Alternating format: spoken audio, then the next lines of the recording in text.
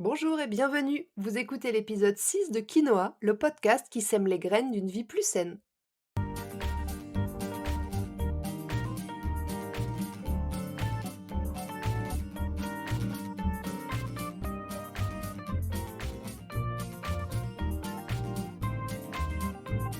Je suis Julie Coignet, naturopathe et coach santé. Ma mission à travers ce podcast est de vous aider à retrouver ou à garder la santé en adoptant de nouvelles habitudes de vie plus saines et équilibrées.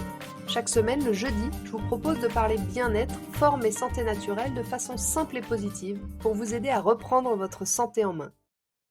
Si vous venez juste de me rejoindre, je vous souhaite la bienvenue et je vous conseille d'écouter l'épisode 0 dans lequel je me présente plus en détail et l'épisode 1 dans lequel je pose les bases de ce qu'est la naturopathie et de ce qu'elle peut vous apporter. Allez, c'est parti pour l'épisode du jour. Dans ce 6e épisode de Quinoa, nous allons parler de l'alimentation vivante, l'alimentation haute vitalité. De quoi s'agit-il? Quels sont les bienfaits de cette alimentation? Est-ce qu'elle peut améliorer notre état de santé général? Et est-ce que tout le monde peut en profiter? Bien sûr, comme je vous le préciserai dans chaque épisode, les conseils que je vais vous transmettre ici sont généraux et ils s'adressent au plus grand nombre. Je ne tiens pas compte des cas particuliers qui sont plutôt le sujet des consultations personnalisées ou alors de ma méthode globale de remise en santé, Good for Me. L'alimentation vivante, c'est ce qu'on appelle aussi l'alimentation haute vitalité ou encore le crudivorisme. Peut-être que certaines d'entre vous en ont déjà entendu parler par l'intermédiaire de la naturopathe très populaire Irène Grosjean, qui du haut de ses presque 90 ans, je crois, revendique corps et âme cette alimentation. Pour ma part, même si je reconnais grandement les bienfaits de cette pratique, de plus en plus populaire, je ne suis pas aussi radicale, pas aussi stricte qu'elle dans mes recommandations. Si vous écoutez ce podcast, c'est que vous êtes curieuse et à la recherche de conseils et astuces pour retrouver la forme ou rester en bonne santé. Dans cette optique, la nourriture vivante peut tout à fait se positionner comme une approche intéressante. En effet, si vous me suivez depuis les premiers épisodes, vous avez compris que ce qui prime, c'est le choix de la qualité des aliments, plus que la quantité. Le choix de ce qu'on mange a un rôle certain sur notre santé, on ne peut pas le nier. Nos cellules sont faites de ce qu'on mange. Mais avant de définir ce qu'est l'alimentation vivante, commençons par préciser quelques termes. Si vous mangez un tartare de bœuf, est-ce que vous mangez cru? Oui, me direz-vous. Eh bien certes, votre viande est crue, mais c'est là qu'on comprend une première notion. Manger cru n'est pas forcément synonyme de manger vivant, parce que sauf erreur de ma part, le bœuf de votre tartare n'a plus grand-chose de vivant. Vous cernez la nuance? Donc même si on parle de crudivorisme, il ne faut pas associer forcément alimentation crue avec alimentation vivante. Autre point, pensez-vous qu'une tomate fraîchement cueillie est constituée de la même chose que celle mise en boîte puis pasteurisée pour en faire un coulis? Eh bien non. À la fin, le résultat n'est plus le même. Pour connaître les qualités réelles d'un aliment, il faut donc s'intéresser à son niveau de vitalité, à son niveau de vie.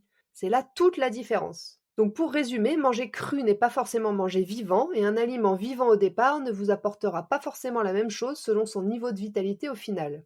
Ok, vous voilà bien avancé. Entrons maintenant dans le vif du sujet. Pour faire très simple, l'alimentation vivante, c'est celle qui est fournie par la nature, par des aliments cultivés biologiquement et consommés le plus rapidement possible après la récolte, dans leur état cru original, parfois mixés, parfois lacto-fermentés, mais toujours peu préparés. On trouve donc principalement des légumes, des jeunes pousses, des graines germées, des algues, quelques fruits, des noix et certaines graines. Basta. La priorité ici, c'est de préserver autant que possible les enzymes, les premiers constituants qui vont être détruits par la cuisson, au-dessus de 42 ou 45 degrés, ou par une trop longue conservation. Et les enzymes sont indispensables à des milliers de réactions biochimiques qui se déroulent à chaque instant dans notre corps. Elles vont aussi notamment favoriser la digestion et booster notre immunité. Donc manger vivant, c'est apporter à notre organisme le plus de digestibilité et de vitalité possible. C'est tentant. Et s'il y a une nourriture vivante, je dois aussi vous préciser qu'il existe une alimentation qu'on appelle une nourriture plutôt morte. C'est le nom qu'on donnera principalement à tous les produits industriels qui n'ont plus en fait aucun intérêt nutritionnel. C'est aussi ce qu'on peut appeler la junk food, c'est-à-dire littéralement la malbouffe. Mais c'est aussi les aliments à base de sucre blanc, de farine raffinée, tous les produits contenant des additifs chimiques, les matières grasses industrielles. Mais comme toujours, comme tout n'est pas tout blanc ou tout noir, il y a aussi au milieu de tout ça une catégorie d'aliments qu'on appellera neutres. Cette catégorie va inclure tous les produits naturels qui ont été cuits ou bien qui ne sont plus 100% frais et qui ont de ce fait perdu un peu de leur qualité nutritionnelle. Ils ne sont pas un danger pour nous comme le sont les aliments morts, mais ils ne vont pas non plus entrer dans ce qu'on appelle l'alimentation vivante. Ils sont entre les deux. Donc pour résumer, manger vivant signifie consommer majoritairement des aliments végétaux crus, légumes, fruits, noix, graines, légumineuses, germées, pour profiter de tous leurs enzymes, leurs vitamines, leurs minéraux et leurs antioxydants. Ça induit aussi de privilégier les aliments issus de l'agriculture biologique, frais et de saison. Et de ne pas cuire au-dessus de 42-45 degrés, la température à laquelle la cuisson va commencer à désaltérer, à abîmer une partie des micronutriments que contiennent ces aliments. Et si c'était ça le secret d'une bonne santé? Eh bien sûrement. Mais je vous sens d'ici vous dire, ça y est, elle s'enflamme la naturo. Elle était pourtant bien partie depuis les premiers épisodes. Elle était claire, elle nous donnait des conseils accessibles, et puis là, elle nous demande de manger que des légumes et des graines. Comment on va faire?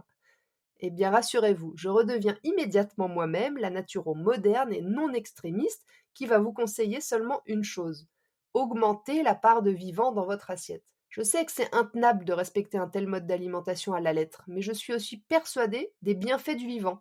Donc comme toujours, on va trouver l'équilibre qui nous convient. Sachant en plus que le cru ou le très peu cuit, c'est pas toujours une bonne idée pour toutes les personnes qui vont souffrir d'un côlon irritable ou d'un côlon inflammé. Ou les personnes au tempérament naturellement nerveux, frileux, qui auront du mal à bien digérer le cru et besoin plutôt, eux, d'aliments cuits ou chauds. L'idée, c'est donc pas d'adopter un mode alimentaire aussi restrictif, mais de profiter de ses bienfaits en intégrant à sa cuisine quotidienne des produits un peu plus bruts, sans cuisson ni transformation. C'est vraiment ça le message que je veux vous passer aujourd'hui dans cet épisode. Maintenant que vous avez compris de quoi on parlait et que l'objectif de cet épisode n'était pas de vous faire changer radicalement votre alimentation et de manger que des graines, mais juste vous donner envie d'intégrer un peu plus de vivant dans vos assiettes, voyons quels sont les bienfaits de manger vivant. Premièrement, comme je l'ai déjà dit un peu plus haut, l'intérêt majeur de manger vivant, c'est que le corps va bénéficier de l'intégralité des nutriments, des vitamines, des fibres, des antioxydants et autres, qui s'envolent d'habitude un peu à la cuisson. Donc on est à bloc de nutriments et donc nos cellules sont au top. Tous les mécanismes de notre corps fonctionnent correctement et nous sommes au mieux de notre forme.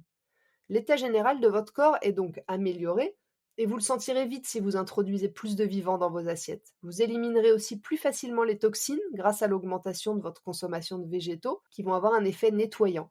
Et puis vous aurez plus d'énergie. Vous tomberez moins malade aussi parce que votre immunité sera stimulée. Et puis si vous êtes plus en forme à l'intérieur, vous le serez aussi à l'extérieur. Vos cheveux vont être plus brillants, votre peau plus éclatante, vos ongles plus solides. Et oui, tout ce petit monde a besoin de vitamines, de minéraux et d'oligo-éléments pour être bien. Donc avec le vivant, pour eux, c'est la fête. En passant à plus de vivant dans votre assiette, vous devriez aussi ressentir des effets positifs sur votre mental, votre concentration et votre mémoire. Bon, et bien sûr, comme l'alimentation vivante est riche en antioxydants, vous limiterez aussi les effets néfastes du stress oxydant et vos cellules vieilliront moins vite. Vous allez ainsi retarder le vieillissement complet de votre corps. C'est bon ça, non? Et puis l'alimentation vivante fait aussi la part belle aux enzymes, comme on disait. Les enzymes qui vont rendre les aliments plus faciles à digérer, donc demander moins de travail au système digestif. Elles sont indispensables au bon fonctionnement de l'organisme et elles sont l'énergie de la vie. Enfin, si vous avez écouté l'épisode 4 sur l'équilibre acido-basique, vous y aurez peut-être pensé ici parce que l'alimentation vivante favorise la consommation d'aliments à composantes alcalines, basifiantes, riches en minéraux basiques et pauvres en minéraux acides. Elle contribue donc à un meilleur équilibre acido-basique. Donc pour résumer, l'alimentation vivante est celle qui nous apporte le plus de force, d'énergie et de vitalité au quotidien. Celle qui participe à augmenter les réserves du corps et à améliorer notre capital santé et notre constitution. Quant à l'inverse, les aliments à calories vides des industriels vont venir pomper nos réserves nutritives et enzymatiques. En mangeant des aliments au plus près de leur état naturel, vous fournissez donc un bon carburant à votre organisme. Votre énergie est rééquilibrée. Fini les coups de fatigue après les repas et le recours intempestif aux excitants comme le café, le thé ou les sodas. Ok, normalement à ce stade, vous êtes plutôt convaincu. Alors je vous donne maintenant mes 4 conseils pour vous lancer. Selon votre point de départ, commencez peut-être déjà juste par ajouter chaque jour un petit truc cru à votre alimentation. En début de repas, c'est toujours mieux. Que ce soit un jus à l'extracteur, un smoothie, quelques bâtonnets de carottes ou une salade de crudités, selon la santé de votre système digestif. Si vous n'êtes pas très légumes, procurez-vous un extracteur à jus. Peut-être qu'en buvant vos légumes, ce sera plus simple pour vous et vous profiterez de tous les mêmes bienfaits. Pour celles ou ceux que ça intéresse d'ailleurs, petite parenthèse, mais j'ai un code promo à vous partager si vous voulez sauter le pas. Demandez-le moi en message privé sur Instagram, je vous le donnerai avec grand plaisir. Autre astuce, pensez à ajouter sur chacun de vos plats soit des herbes fraîches, persil, coriandre, ciboulette, basilic, que vous ferez pousser chez vous dans votre jardin ou sur votre balcon et que vous couperez au dernier moment pour un maximum de fraîcheur, soit des algues en paillettes que vous trouverez en magasin bio, soit encore des graines germées que vous trouverez aussi en magasin bio. Et puis pour les plus audacieuses, organisez-vous une journée 100% vivante par semaine ou une par mois si vous voulez. Vous débuterez au petit déjeuner par un jus à l'extracteur, par un smoothie ou par un lait d'amande maison. Le midi, au déjeuner, si vous ne pouvez pas manger chez vous par exemple, vous pourrez emporter votre repas qui pourra se composer d'une soupe crue, c'est-à-dire sans cuisson, d'une salade composée avec des noix, d'une tasse d'infusion ou de thé par exemple, pour finir. Le soir au dîner, vous aurez peut-être un peu plus de temps pour cuisiner quelques légumes cuits à basse température, du quinoa, du sarrasin, un avocat avec des graines germées. Et en cas de petite faim dans la journée, un fruit frais et une poignée d'oléagineux feront parfaitement l'affaire. Mais attention, le cru ne convient pas à tout le monde. D'une part, ça dépend de l'état de votre système digestif, parce qu'un excès de fibres, ça peut augmenter l'irritation de votre intestin s'il est déjà sensible. Et d'autre part, ça dépend aussi de votre vitalité, parce que digérer des aliments crus, ça demande de l'énergie. Donc selon votre constitution et votre capacité à métaboliser les acides, vous serez plus ou moins en phase avec une alimentation vivante. Et puis comme je le disais plus haut, une alimentation 100% crue, c'est très compliqué à mettre en place. Difficile à appliquer au quotidien, difficile de prendre du plaisir sur la durée en variant suffisamment les plats, difficile de garder une vie sociale. Et puis je pense que c'est pas l'objectif en fait. Vous pouvez aussi vite tomber dans le déséquilibre alimentaire et puis vous provoquer des carences. Par contre, il est possible de manger cru et vivant à temps partiel, d'ajouter un peu de cru dans sa cuisine et de profiter de tous les bienfaits de cette alimentation à la fois vivante, beauté, anti-âge, hydratante, à haute densité nutritionnelle et à index glycémique bas. C'est pas nécessaire d'être crudivore à temps plein pour retirer les bienfaits de cette alimentation vivante. En intégrant un peu l'alimentation vivante à votre régime, sans bouleverser toutes vos habitudes, vous en retirerez déjà les bienfaits et sans vous frustrer. L'idéal, si possible, c'est de manger un peu de cru tous les jours et des légumes cuits à la vapeur douce à basse température, comme avec le vitaliseur de Marion par exemple.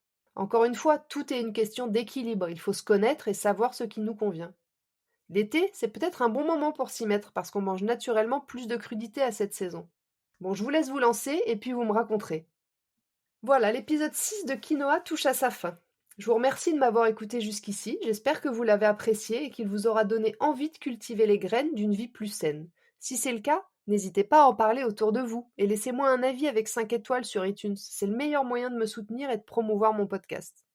Vous retrouverez le résumé de tous mes conseils dans l'article de blog que j'ai dédié à l'épisode sur mon site www.juliecoignet.com. La semaine prochaine, nous parlerons du petit déjeuner, ce repas qui subit tout un tas de fausses croyances. Je vous donnerai mon point de vue sur son importance, sa composition idéale et aussi quelques idées de petit déjeuner sain et équilibré. En attendant, si vous voulez me faire un petit coucou ou échanger, je vous invite à me rejoindre sur Instagram, @juliecoignet_naturopathe. Et n'oubliez pas, comme le disait très bien l'abbé Pierre, il ne faut pas attendre d'être parfait pour commencer quelque chose de bien. À bientôt!